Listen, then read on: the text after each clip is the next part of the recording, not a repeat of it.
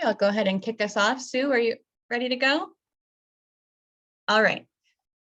Welcome everyone, folks that are in the webinar and that are joining us on the live stream as well. Good to have you here. And thank you to our storytellers who are here tonight and willing to put yourselves on the line and share your story about your connection to Vermont. I'm Jenna Koloski. I'm the Community and Policy Manager with the Vermont Council on Rural Development. We are a neutral facilitator of public process. We facilitate conversations at the community and state level. And for the past 2 days, we have spent the days reflecting with over 700 Vermonters at the Summit on the Future of Vermont and asking them, what do we love about this state? But also, what do we need to work on? What are the issues that we need to tackle in the next 3 years to be successful in the next 30? I'm sure everyone who's joining us probably has a story to tell about your connection to Vermont and your community and why you've chosen to call this place home.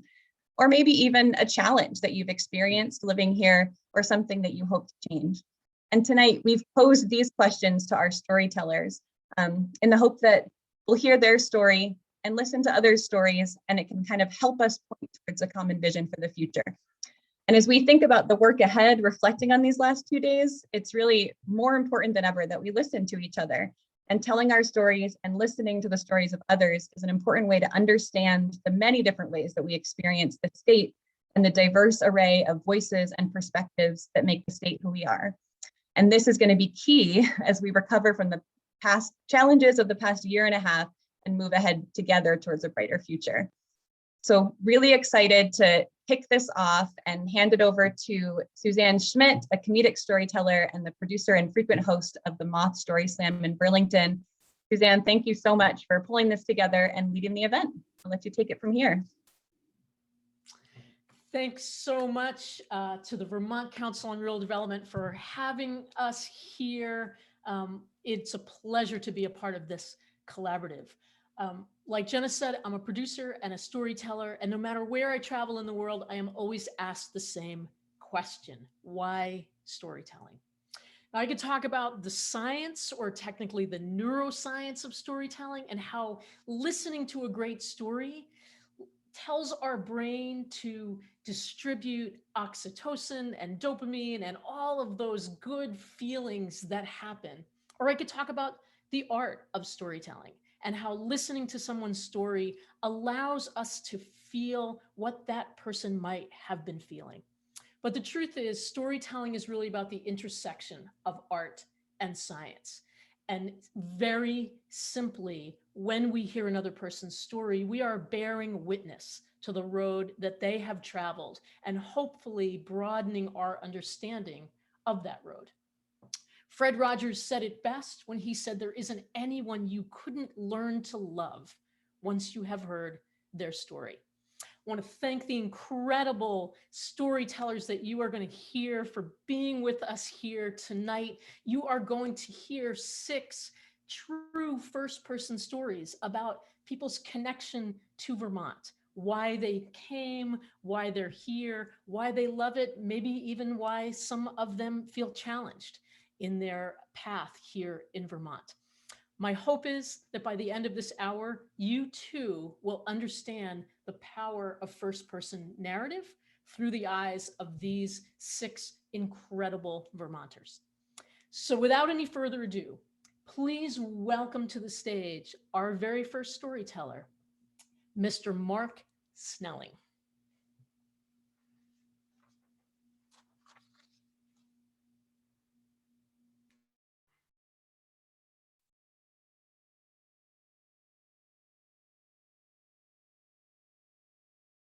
Hi all, I'm just getting set up here, getting my timer going, but I'm delighted to be here. I want to thank Paul Costello, the Vermont Council on Rural Development.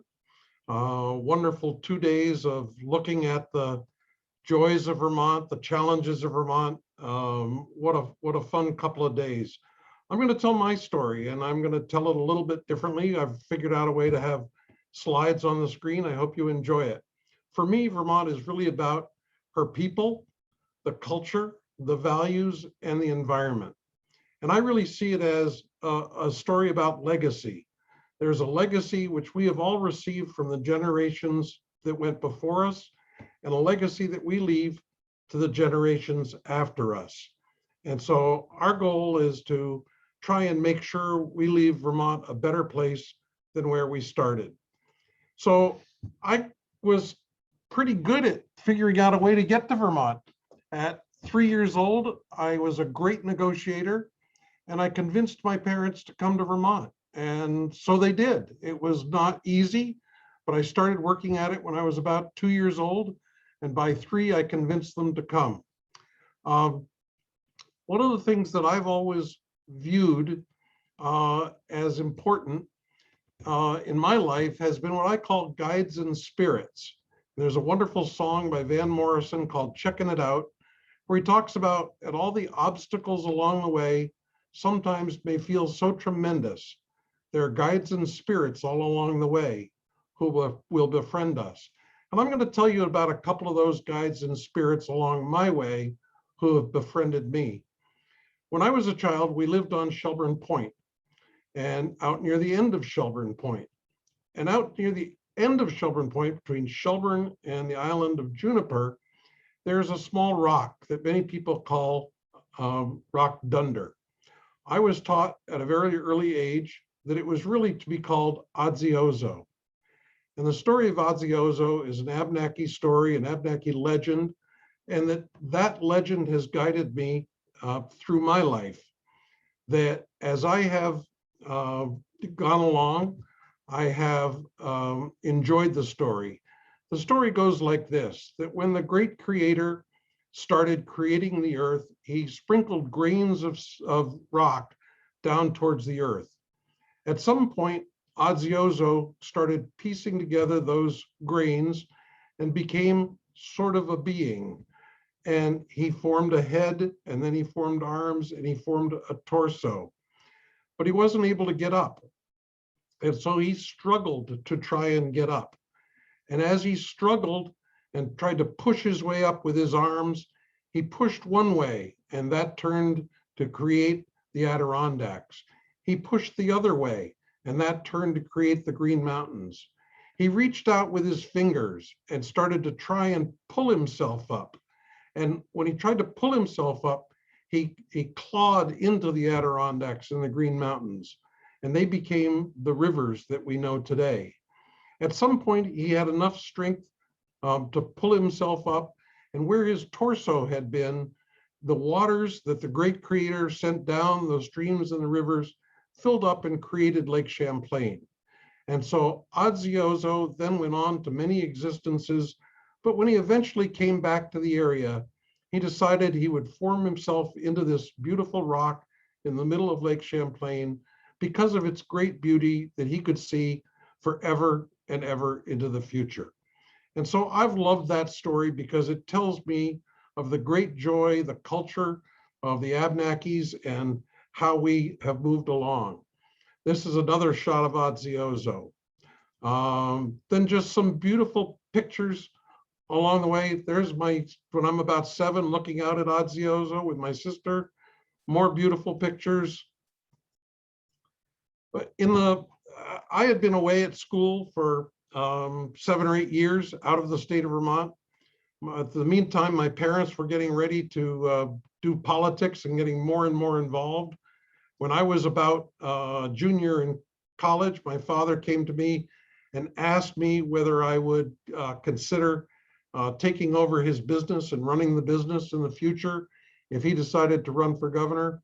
I told him no. I wanted to create my own path. I wanted to create my own legacy.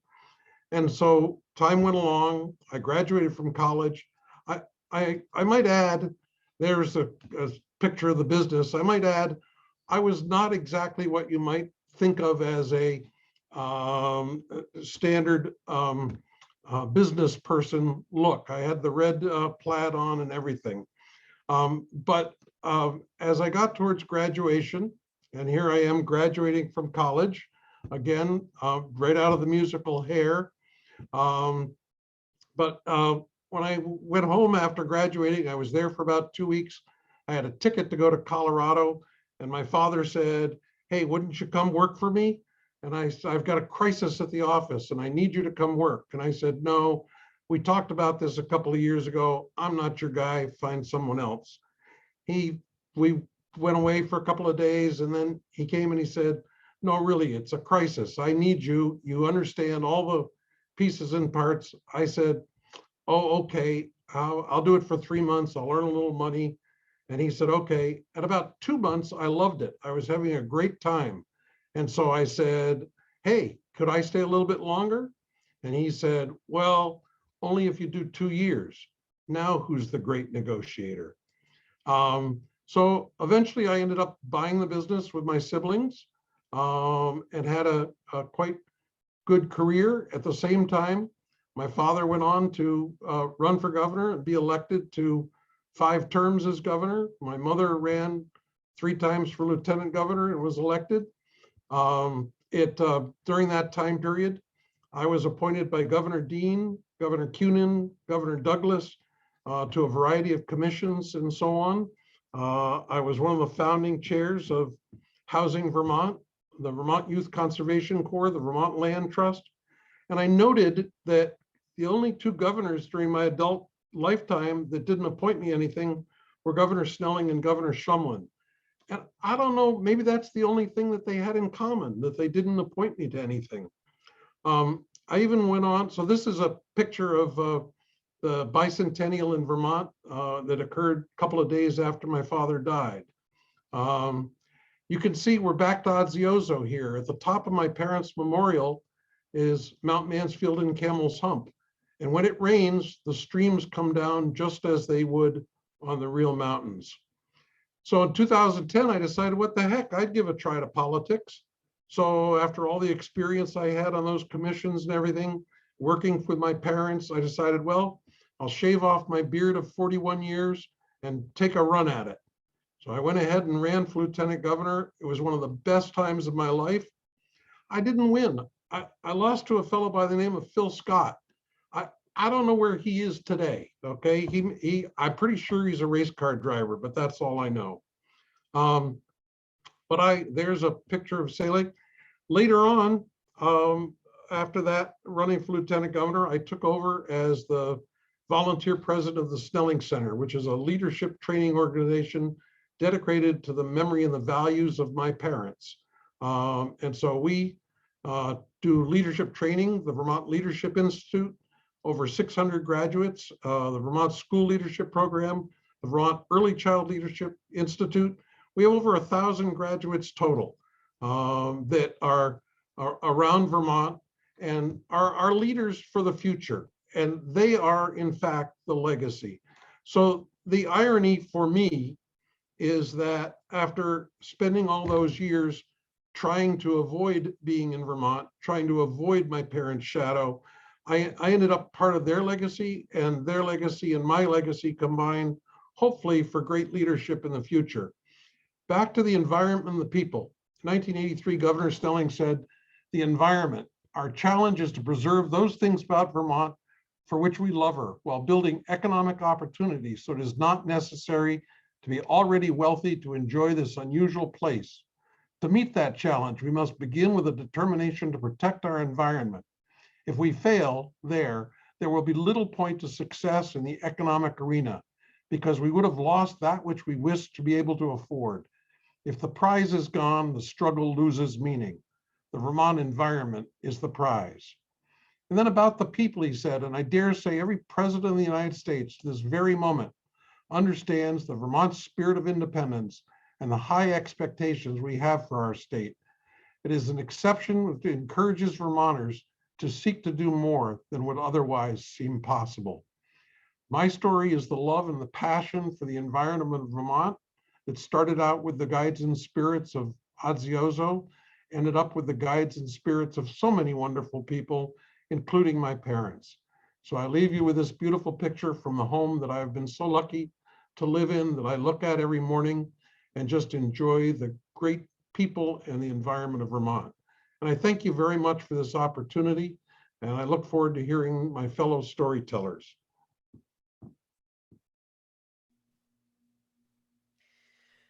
Thank you, Mark. That was a fabulous, fabulous story.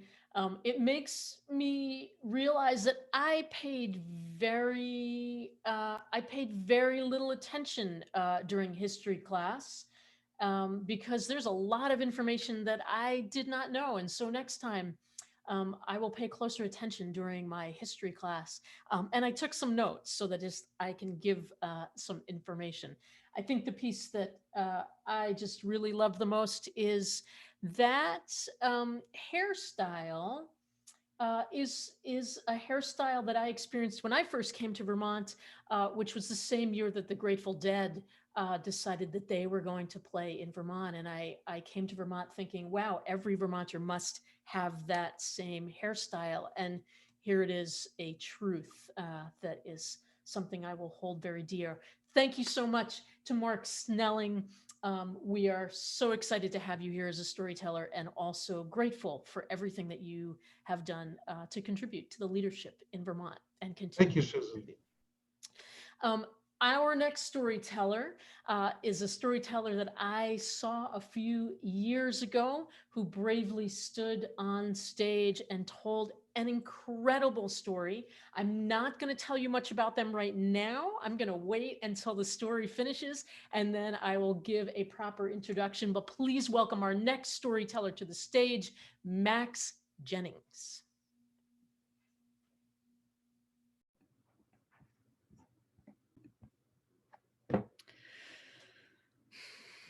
So I never imagined going to my high school prom. Being a young queer kid in Central Vermont, it just didn't really make sense to me to go to prom because of all the gendered rituals that were at play there. But if 17 magazine taught me anything, and it taught me a lot of different things, it taught me that high school prom cannot be missed. And if it's missed, you'll regret it for the rest of your life. I was convinced, so I decided I had to go to my high school prom. Thankfully, my fabulous, flamboyant friend, Justin, who was straight at the time, who's now gay and wonderful, invited me to go with him. And I said yes. And to prepare for the big night, I did a fashion show for my mom at my house. And I decided to go with a white button-down shirt with blue pinstripes going down, and had darts to show off my figure, and black dress pants and my trusty blue Crocs. And I was ready to hit the road. I jumped in my tracker that night and I drove over to Justin's house. When I was driving over to his house, he lived on a long dirt road. So I was going down the road and I see this man running towards me. He's wearing a full tuxedo and his hair is slicked to the side. He had shoes that looked like mirrors because they were so shiny. And he had something in his hand. It looked like a clear container full of flowers. And as he gets closer to me, I'm creeping down the driveway. He gets closer to me, I realize it's Justin. And he goes like this. You know, the sign for roll your window down. And so I roll my window down and I stick my arm out because he asked me to stick my arm out. I stick my arm out and he slides on this giant bouquet of flowers. I had no idea what he was doing. And he said, do you have my boutonniere? Do you have my boutonniere? I need it. Like that will complete this outfit. And I have a spot for it right here. And I said, Justin, what are you even talking about, a boutonniere? I didn't get the gendered rituals. It just didn't make sense. And he said, you know what? Never mind. He got in the tracker, we backed up down the driveway, and we headed towards prom. Now, my high school prom was in our school cafeteria, but you wouldn't guess it once you walked in. There's a beautiful big balloon arch, and you walked in through that, and it was darkly lit, and there was a DJ spinning the latest hits, the Backstreet Boys songs. And girls were dancing with boys, boys were dancing with girls. There was a chaperone perimeter as well. And there was a large snack table. And during prom, I had a great time. I danced during the fast songs, and on the slow songs, I sampled all the different varieties of crackers. And there was one song that I had to dance to, one slow song I had to dance to, and it was Stairway to Heaven. And now Stairway to Heaven is that 8-minute long song, and it's kind of a rite of passage in my high school. And I thought, you know what, I'm here, let's just make this happen. So I asked a boy to dance with me, and we danced. And I remember as the song was going, probably like 5 minutes in, I felt his hands on my hips and I just thought something just isn't right. Like this still just doesn't feel like this is my place. I don't know if these are my people, but I just had to keep dancing. And as soon as the last note played, the lights were turned on and turned back into a cafeteria, and my high school straight prom was over. Now fast forward, whoop, 3 months, and I'm preparing for my first gay prom. I hope people are cheering there. And to prepare for your first gay prom, you have to go through your father's meticulously organized military closet. So I went through my dad's closet, rummaging around. I tried on everything, his belts, his hats, his socks, his shirts, his pants, and nothing fit quite right except for a red satin necktie. So I put that on. I told my parents I was going up to Burlington to hang out with some friends, got back into the tracker, and I drove up to Burlington because Burlington at the time was the only place where a queer prom would happen. So as I was driving up to Burlington, I cranked up Melissa Etheridge like the way I do, and I cruised up to Burlington. And I had to finish out the outfit. So I stopped at the big JCPenney's in Burlington at the mall. And it was the first time I shopped in the men's section. And I ended up with a white button-down shirt, which was 2 sizes too big. I didn't realize it at the time. And black pleated pants. And I got dressed in my car. I put the outfit on. I put the red satin necktie around my neck, popped my blue Crocs back on, and I headed straight for prom. And prom was at 242 Main Street.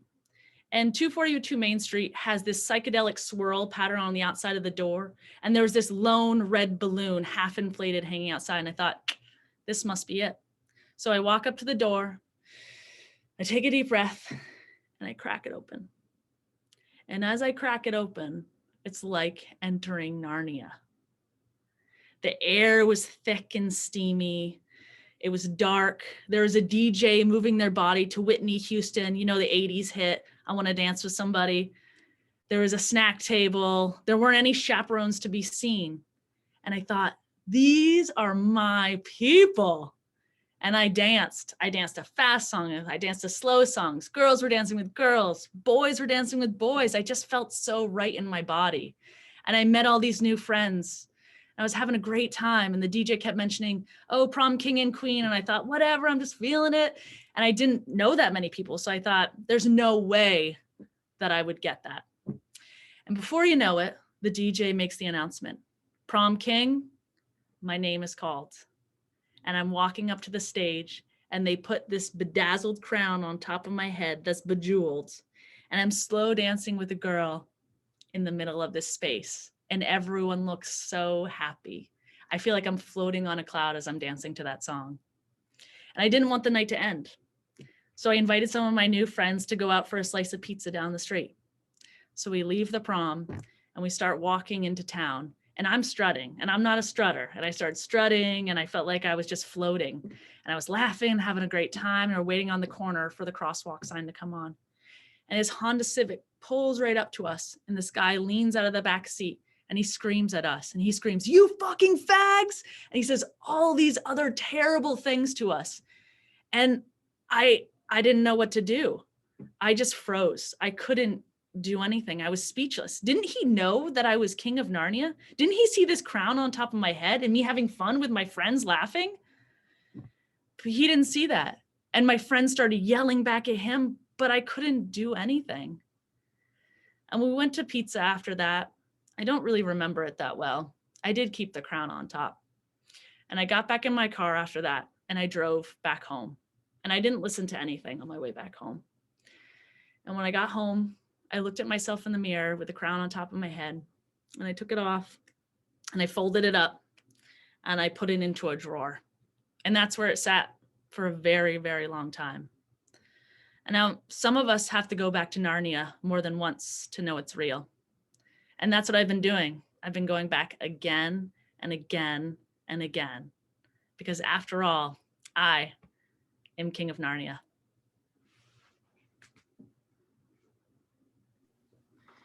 Max Jennings, the prom king of Narnia. Thank you so much for bravely sharing that story.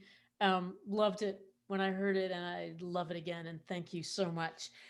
For those of you that don't know Max, Max is a physical education teacher and lives in Central Vermont, and also makes these amazing bandanas. Look Max up and you will find, you might have seen a sewing machine in the background. So don't know if you're sewing prom king crowns, although that might be the next thing you want to get into. But also spends a lot of time seeking the best cup of coffee, which, as we all know, in Montpelier, there's a lot of places where you can find a great cup of coffee. So thank you so much again to Max for being here and sharing your story. On to our next storyteller, Mr. Marlin Fisher. You might know Marlon Fisher as Big Fish, stand-up comedian. He's a host for The Moth. He's the father of a couple of amazing children that at some point may just pop onto the screen because they're like that. And I'll tell you a little bit more about Marlon in a minute, but please welcome our next storyteller, Mr. Marlon Fisher.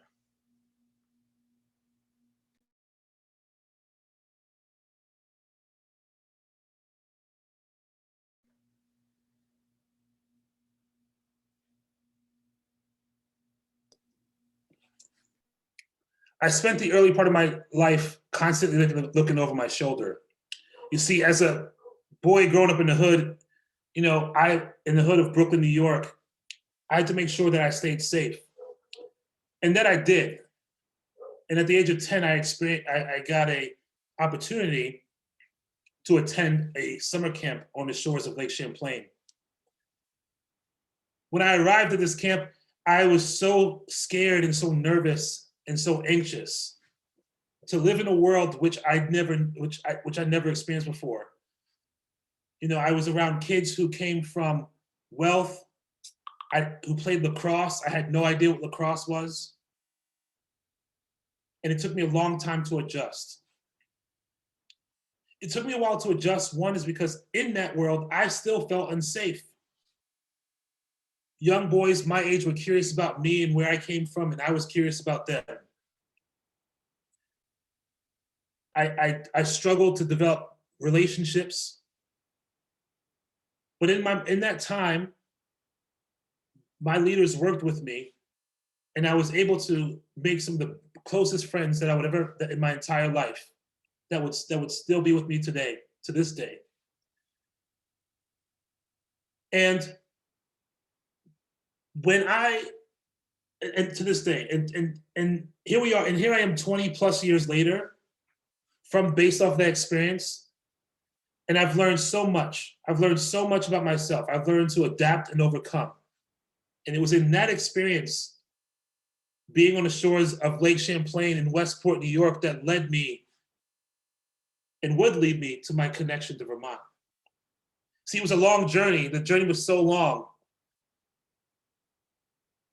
And one part of that journey was my rite of passage into manhood. You see, at the age of 14, most campers have to do something called the senior night experience. And that's when they take you into the woods during dusk and you walk up a trail until the sun goes down. But during that entire time, you're learning how to use your senses, how to hear the leaves, the crunch of leaves below your feet, how to smell the wetness of the air, listen to the stream that's running by, that's to your right. And as it gets darker and darker, the fear just sets in, and the anxiety, the feeling of being lost in the woods alone. So as you get to the beginning of the trail, everyone sits and we talk about our fears as young men. And then one by one, at 7-minute intervals, you have to walk a mile by yourself with no flashlight and maybe a whistle that's stapled in a brown paper bag.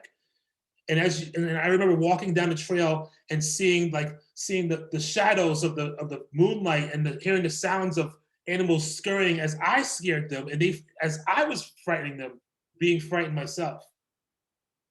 But I made it. I made it to the end of that trail, and when I made it to the end, I knew that I could overcome anything. I knew I could overcome and adapt to anything.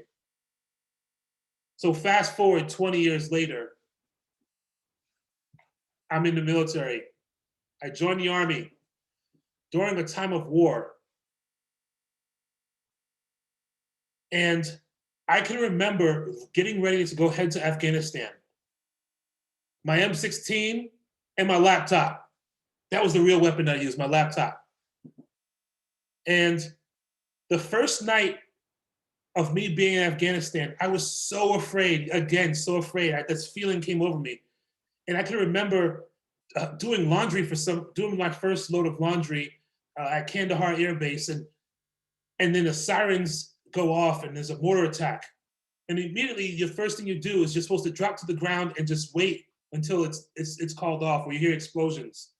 And I remember laying there next to my battle buddy, just thinking to myself, what am I doing? This is nothing like a walk in the woods.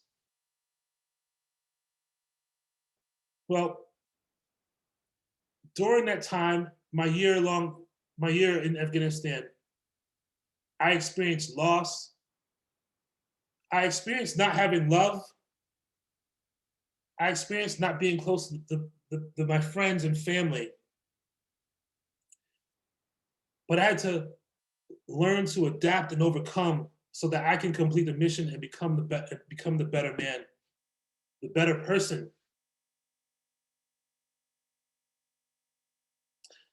When I remember my last night in Afghanistan, I remember my last night where I was laying in a tent full of several hundred soldiers, and the sirens went off just like that first night. And you're supposed to get up and run and drop for cover and go into the bunker. But I remember just laying there and picking my head up slowly and looking to my left and right, and no one moved. I knew I wasn't the only one who heard it. We all just laid there and accepted what our faith would be. And off in the distance, I could hear the explosions, and I fell back asleep. The next morning I woke up and we were preparing to leave, and we were the unit leaving, and there was a unit coming in to replace us. And while we were exiting the tent, I ran into a guy who went to the same summer camp many years prior, Doug Green. I'm gonna say his name, Doug Green. And in the 7 minutes that we've spent together, my soldiers, his soldiers, we shared a story from our summer experience. And we all laughed and hugged and went our separate ways. And that was in May of 2011. And then in August of 2011, Doug died from injuries suffered from an IED explosion and a small arms attack. Protecting his soldiers, doing what him and I had learned so many years prior at summer camp, to put the other fellow first. See, what I've learned is don't be afraid. I'm afraid because I was afraid to put myself out there. But what I've learned is to really take care of others and be there for them. And when I returned, when I was thinking about moving back to the United States, I was thinking about moving back to New York City. But I couldn't for some reason because I knew that I would be on high alert all the time because of my experience being deployed. I'm always watching what's going on around me. That anxiety level, so much. And because I had attended a camp across the lake on the shores of Lake Champlain, I decided to go to the biggest city town, Burlington, Vermont. And that is my connection. And in these past 8 years, I have been able to build relationships, reestablish my relationships with nature, but most importantly, start a family. Start a family and be in control of my anxiety, be in control of my fears, and be a good father. Thank you.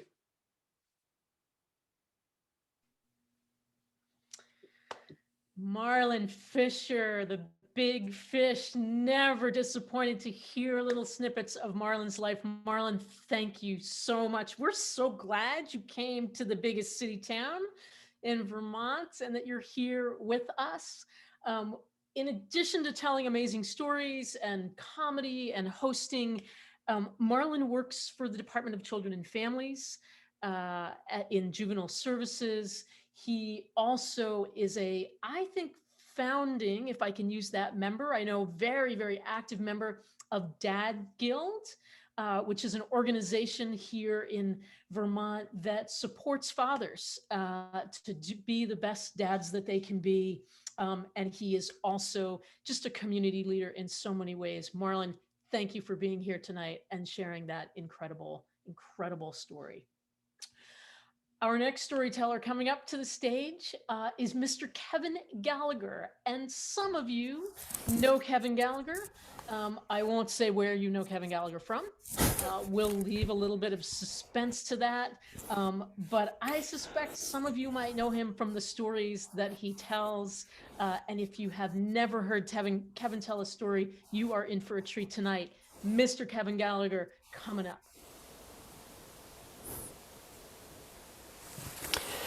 So growing up in Washington, D.C., before things like air conditioners existed, the really oppressive hot air extended far beyond the House and Senate chambers.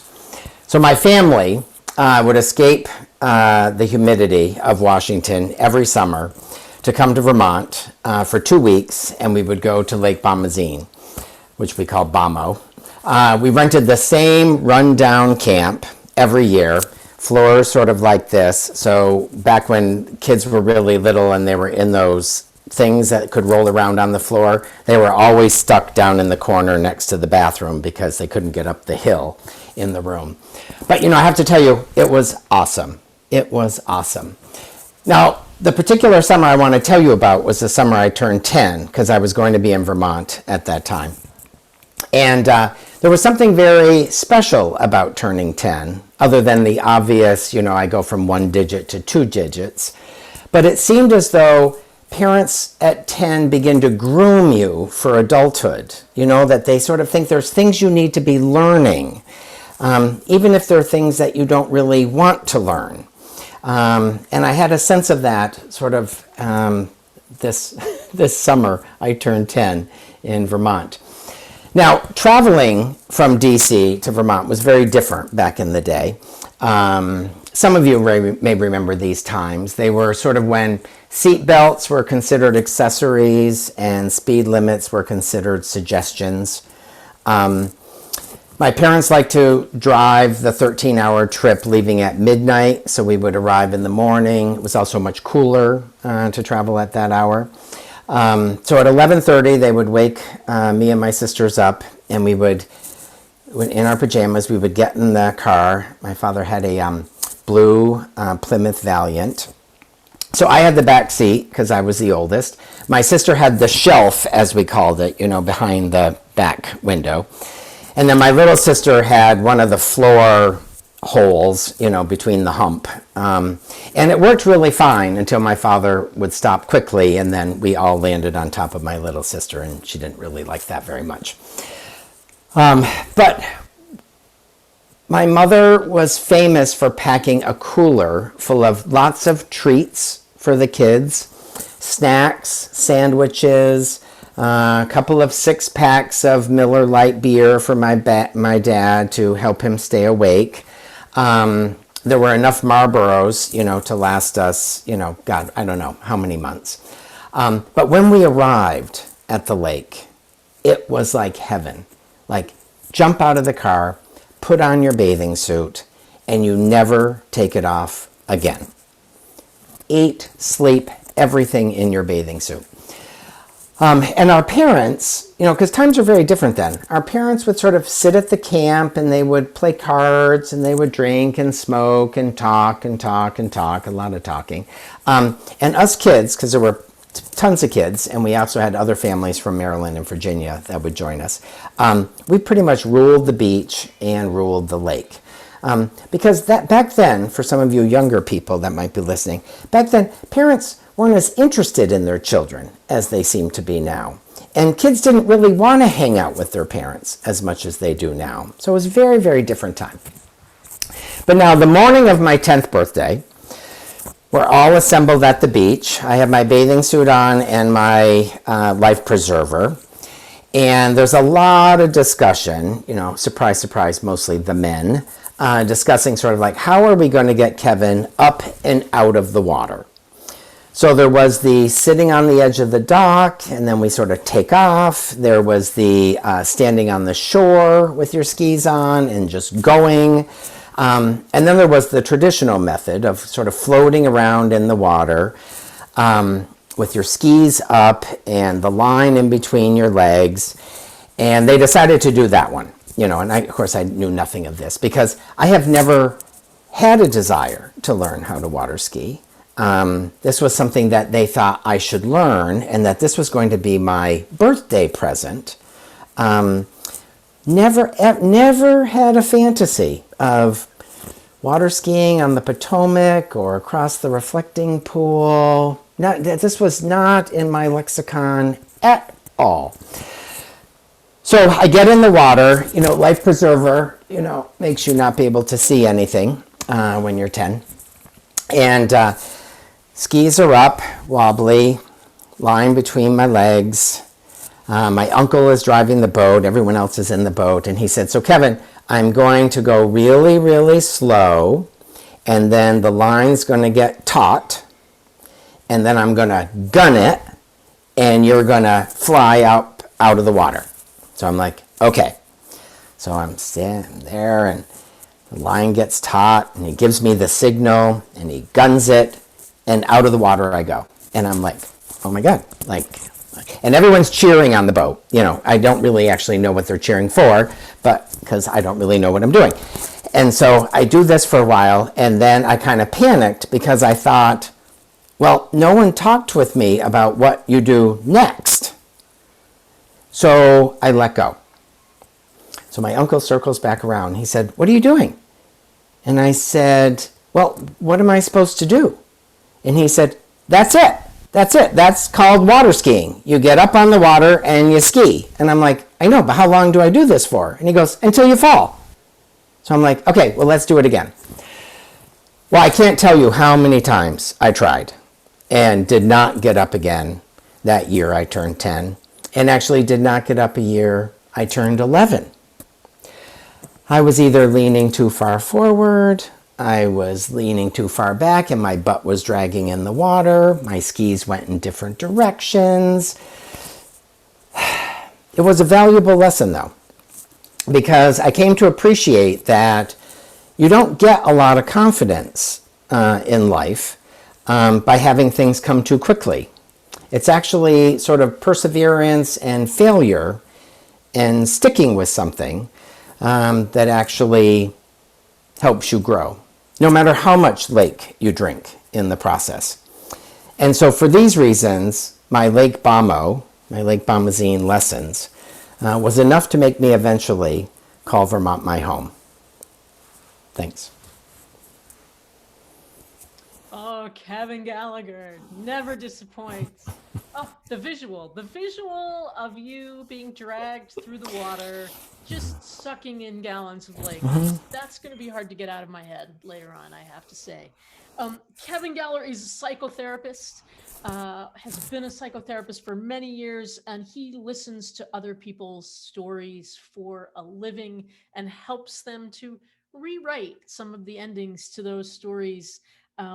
Not born here, as he told you, but his love of Vermont really qualifies him to be a Vermonter. So, Kevin, we thank you so much for that story. Our next storyteller, I must confess, is someone whose name I hear in almost every circle I travel in. And every single time I hear this name, her name is accompanied by this gesture. Judy Dow. Oh, people grab their chest and they exhale just a little bit. And I think you're going to understand why when you hear her story. I'll tell you a little bit more about Judy in a minute, but please welcome our next storyteller, Judy Dow. Thank you, Suzanne. So when I was little, I was the oldest of 5 girls, and we frequently fought in the evenings when my father was home to sit in his lap so he could tell us stories. We didn't have a lot of books. We had a couple of books that had anthologies, many stories in them, Aesop's fables and stuff like that. So he would read those over and over and over till the pages were thin. The rest of the time, he would tell us stories orally. He wasn't home often. He worked for the Burlington Fire Department. And so he worked 2 days on, 1 day off, 2 days on, 1 day off. And on that day off, we'd all fight to sit on his lap on this big red leather chair. My whole entire life, I thought it was a big red leather chair. I didn't find out till I was about 50 that it was vinyl. But that was okay. In my mind, it was still a red leather chair. So my father would tell us stories about this family member and that family member and how this one disappeared and how his mother abandoned him when he was 5 years old.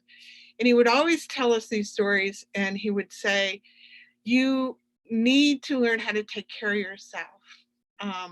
There might not be someone there to take care of you sometimes. So you really need to know how to take care of yourself. And there were he was kind of vague about why we had to learn to take care of ourselves. So we traveled from Burlington to South Zero every year.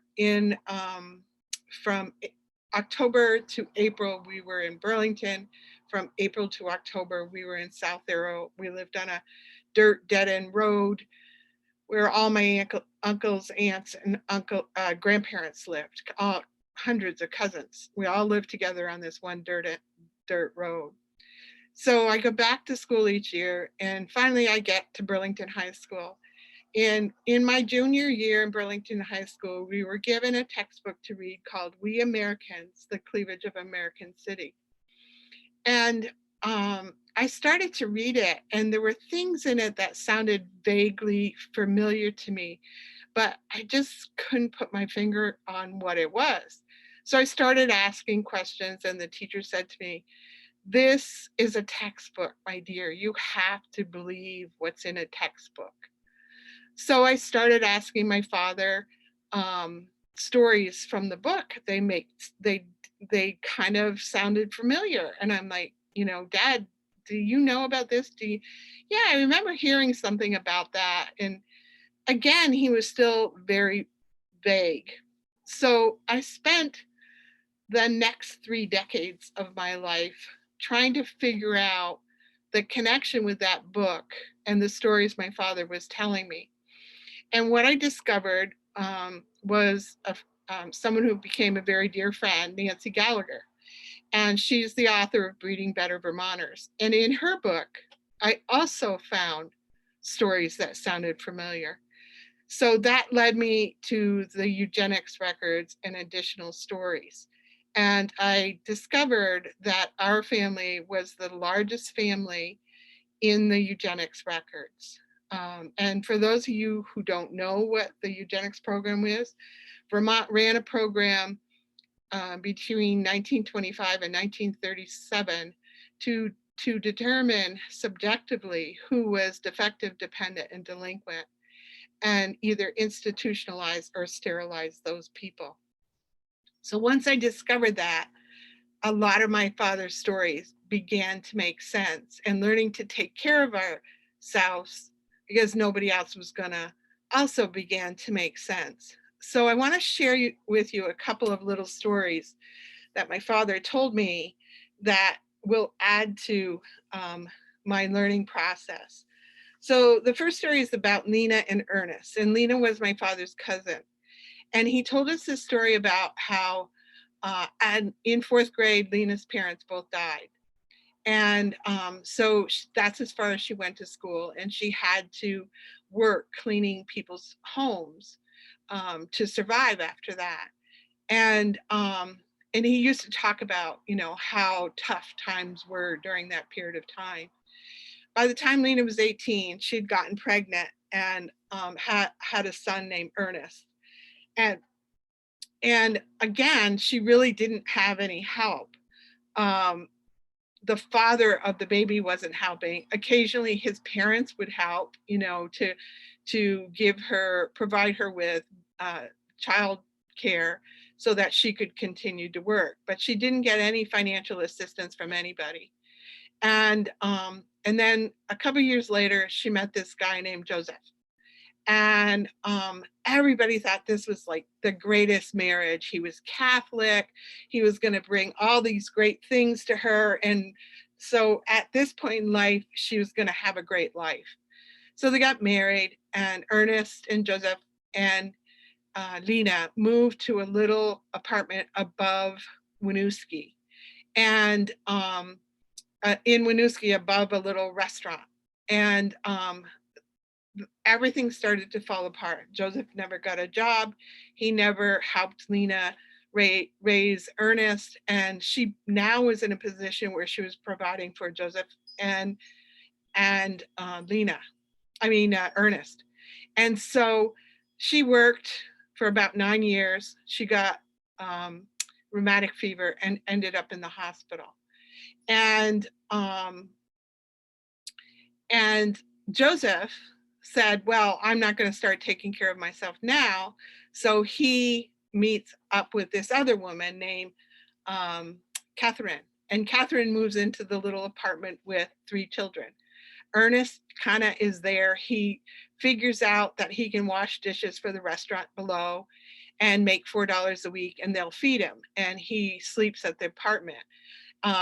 And so Lena eventually gets better, and she has no place to go because Catherine has taken over the apartment. So she hires a lawyer, and the lawyer's like, yeah, no, Joseph's not paying for anything with Catherine either. So she's paying for everything. So it's her apartment now. You got to find someplace else. So she does. She gets a job working at the cotton mills, woolen mills, and she gets $12 a week. She has to pay rent for $12 a week. So that leaves her nothing for food, nothing for clothing. She starts getting on lists. She gets on a list for the Vermont Children's Aid Society that help her get food.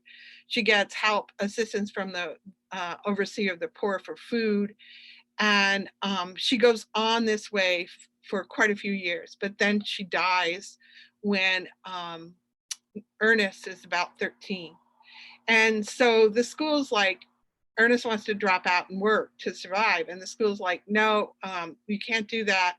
He's a really good student. The kids really like him, but he's not doing well in English. So we think we're going to send him to the University of Vermont to be tested. So he's tested by Professor Metcalf, and the test comes back and says that Ernest is a moron. And so Ernest struggles his whole life until he can get out of high school and get a job. He goes on, he graduates, he gets married, he has children, he becomes a productive citizen. And according to my father, the reason he was considered a moron was because he spoke French, not English. And so my father, that was one of the stories he would tell us to show us how you have to take care of yourself, how Ernest had survived and how Ernest had taken care of himself. And today he has many children, many of my cousins, and look how productive he was, right? So he's trying to make this comparison with himself. So as a child, my father at 5 years old was sent to an orphanage because he believed his mother had abandoned him, and that my grandfather couldn't take care of him because he had to work, and he couldn't work and take care of a 5-year-old at the same time. So my father was sent to St. Joseph's orphanage, and my grandfather would go to work, and after about 5 years, my father came back home, and my grandfather filed for divorce. And so in doing my research, I come across the divorce decree, and it says that my grandfather had filed divorce because my grandmother had abandoned them. And so I continued to do my research. I didn't tell my father. And when I found my grandmother's death certificate, it said she died at the Waterbury State Hospital of pneumonia, and her family was unknown. And the date she had died was when my father was 16. So from 5 to 16, he never knew his mother was alive. She had been scooped up and put in the state hospital, and nobody knew it. And so I'm like, okay, now's the time I need to tell my father. So I spent a lot of time teaching my father and telling him the story, just like he had told me as a child. And so I showed him the death certificate, and his father had died at 16. His mother had died at 16, and he said, that can't be. I was alive then, and I didn't know it. I said, Dad, she did. She died at the Waterbury State Hospital. He said, that's not right. There's something wrong with that. And I said, yeah, you're right. There is something wrong with that. And so I started to explain to him that the reason Lena and the reason Ernest had suffered, and all the people in all the other stories he had told us had suffered, was because they had been targeted by the Vermont Eugenics Survey. So I explained to my father, the Vermont Eugenics Survey was responsible for taking his mother away and what had happened. And my father sat there at 88 years old, and he said 2 words, those bastards. And that's all he said. Thank you.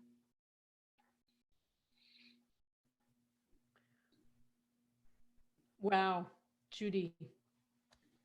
Whew, that is an amazing story. And I thank you, and we thank you for bringing that forth. But more importantly, we thank you for the work that your stories have brought change to our state.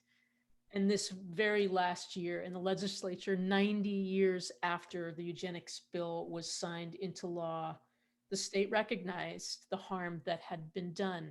And while that's not enough and change is slow, Judy, you are a big part of why change has come and change is coming, and we thank you so much. For those of you that don't know Judy, she's a native Vermonter, obviously.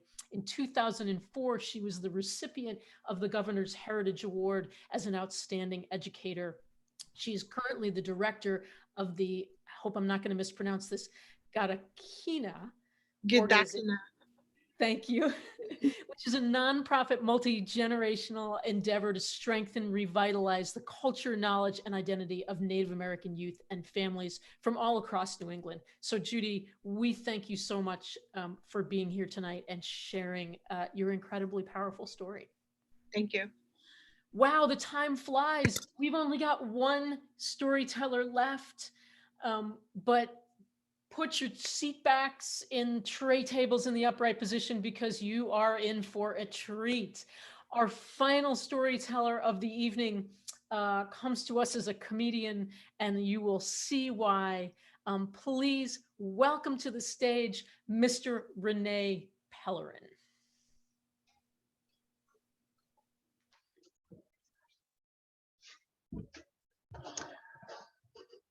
Just checking that we're set up right here.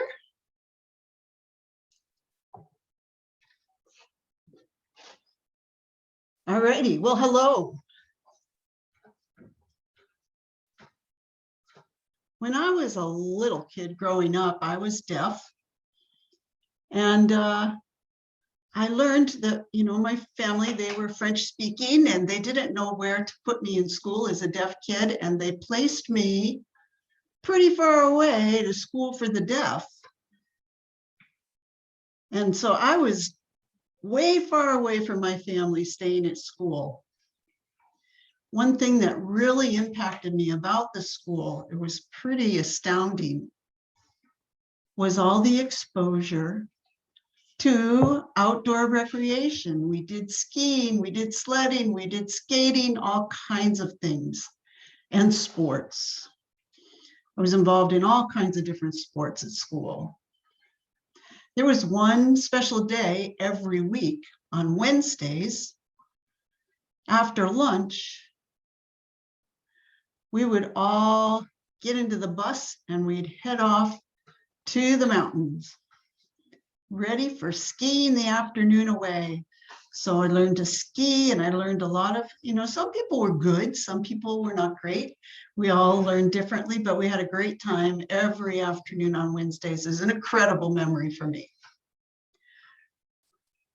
Years later, as I got pretty old, you know, you can see here by my gray silver hair,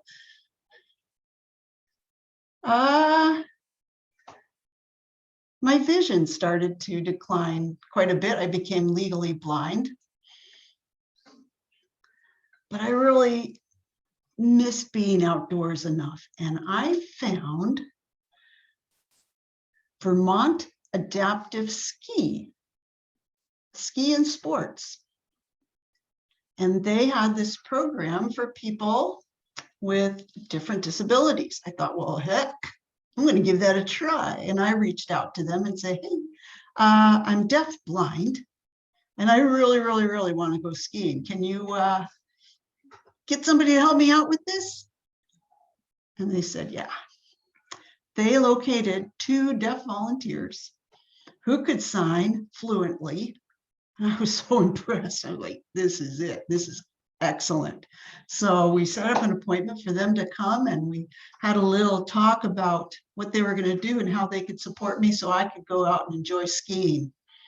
We came to great consensus, and the way we did this was that I had some rope tethers attached to my belt loops, sort of like a dog leash, if you can imagine.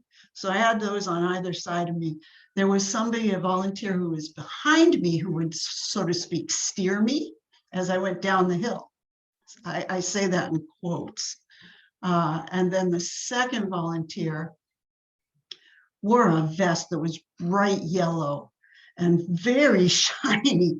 They were in front of me because I still at that time had, a bit of tunnel vision that I could locate them with and follow them going down the hill skiing. So I thought, okay, well, let's try this out. And everybody ready? We headed up on the lift, got up to the top, and we were all set and ready to go. We had the shiny vest in front of me, and I made sure that I had them in my sights. And I said, yeah, let's go. And away we went. And I was skiing until I fell and bounced back down the hill. Well, my pole got all tangled up in the tether is what happened, doggone it. Anyway, we decided to try a little bit more. Went back on up on that lift. Got up to the top. Everybody was ready. We headed out, and I was skiing. I was going one side to the other, and the person with the vest in front of me was like, came zipping around in a circular motion in front of me, and I thought, nah, I'm not following this circle. I'm going straight ahead. Well, that was a mistake. I went right over something, and down I went. I really should have trusted that volunteer for their eyes. Doggone it. But back up we went a third time. Up in the lift. And we got up there, signal ready.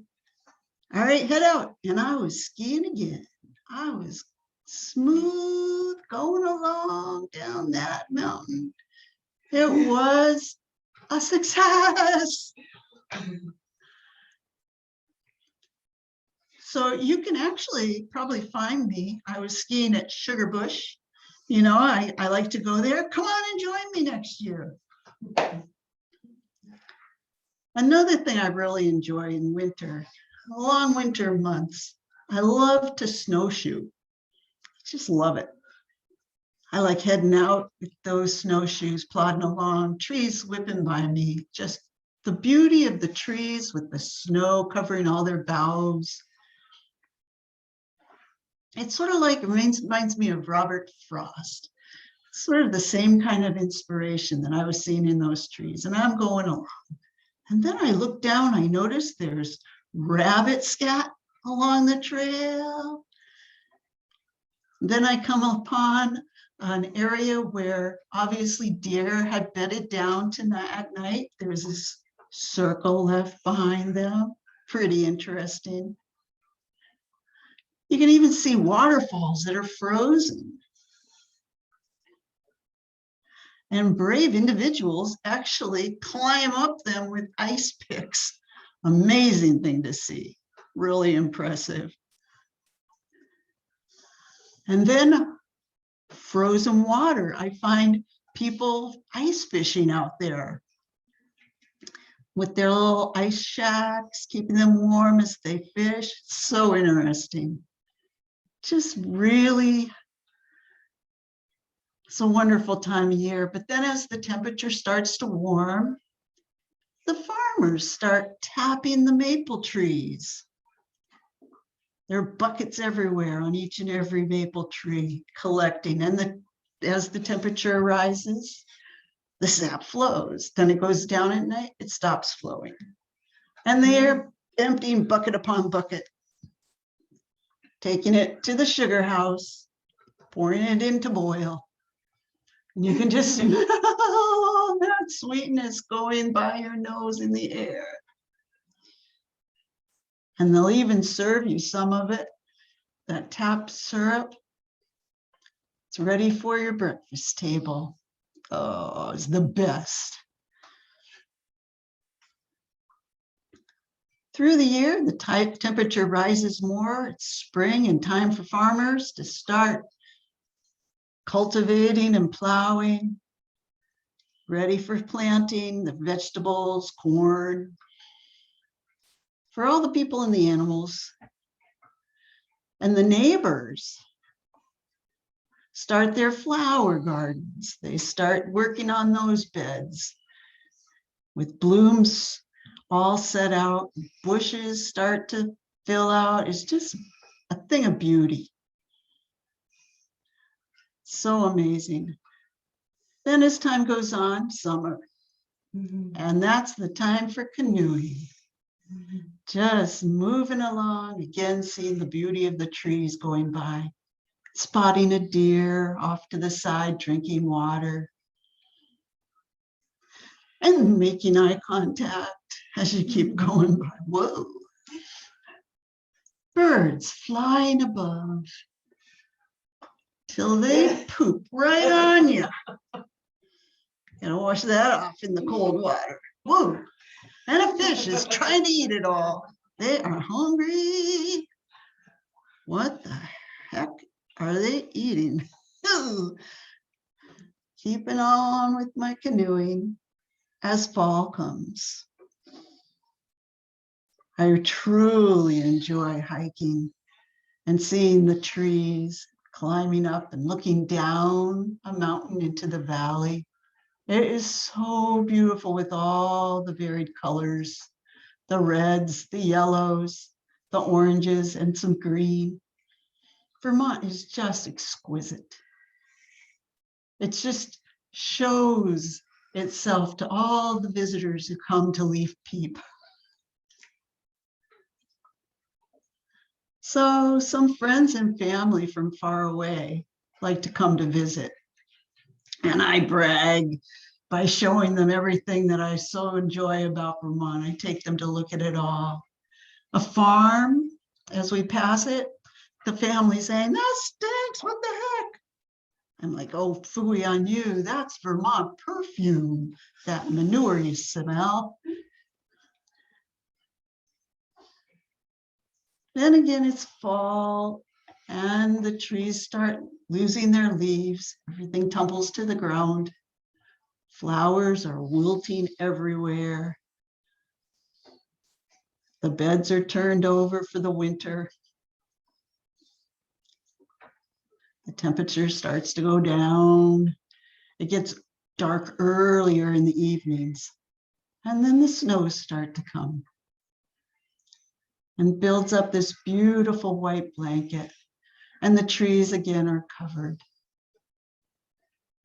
just like the poetry of Robert Frost. You prepare the wood for fires in the fireplace. Sit and watch with your loved ones and put your heads together for the winter's evening. That's Vermont.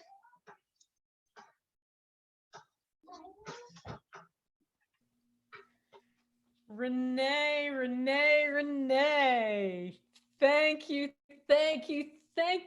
Wow, that was better than Robert Frost. I don't know about you, but that was a perfect way to end this evening in celebration of Vermont. Renee, thank you for your story. Thank you for all you have done. Renee was the State of Vermont Coordinator of Services for the Deaf for many years.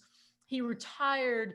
We all were sad to see him go. And then he decided very shortly after he retired, he didn't want to be retired anymore. And he is now one of the premier deaf comedians in our state. You can find him at Renee the Unstoppable. Look him up and check him out. Thank you so much for everyone that attended tonight. I want to give a big shout out to Jenna Koloski, again, from the Vermont Council on Rural Development, for making this happen, and all the folks there that supported this storytelling event. Also, big shout out to Leslie Pelch, who is our behind the scenes tech person. So making everybody see each other. If you're still with us as attendees and you'd like to say something to the storytellers, please, please, please feel free to put a message in the chat to them. Usually when we're telling stories, we're in a room, you can feel us, we can feel you. It's not the same thing when we're virtual, but please, if you have some shout outs for the storytellers, throw them in the chat. We'll make sure that they see them. I'm gonna ask to just bring all the storytellers back on the stage so you can see them one more time. And again, big, big thanks to all of these incredible folks: Mark Snelling, Max Jennings, Marlon Fisher, Kevin Gallagher, Judy Dow, and Renee Pellerin. You are truly some of the best in Vermont and people that we have really enjoyed hearing from. So thank you all for being here. Thank you to our storytellers. Happy tales, and we will see you again.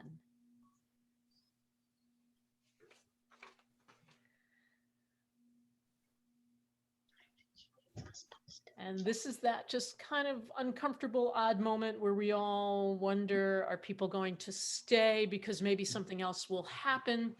If you're still here, we will unmute the storytellers. If there's a question, we can ask. Larry Gubb says, thank you all so much for your inspirational and wonderful stories. Most inspiring, says Thomas Levitt. Our family embraced your stories. Thank you, Tom, from Tom, Diane, and JT Levitt. Sharon, thank you for being here. John, from here in Montpelier, our family really loved all of these stories tonight. Thank you for sharing. Yeah, lots of fabulous folks tuning in, and thank you, thank you, thank you for all of your comments and for being here with us tonight.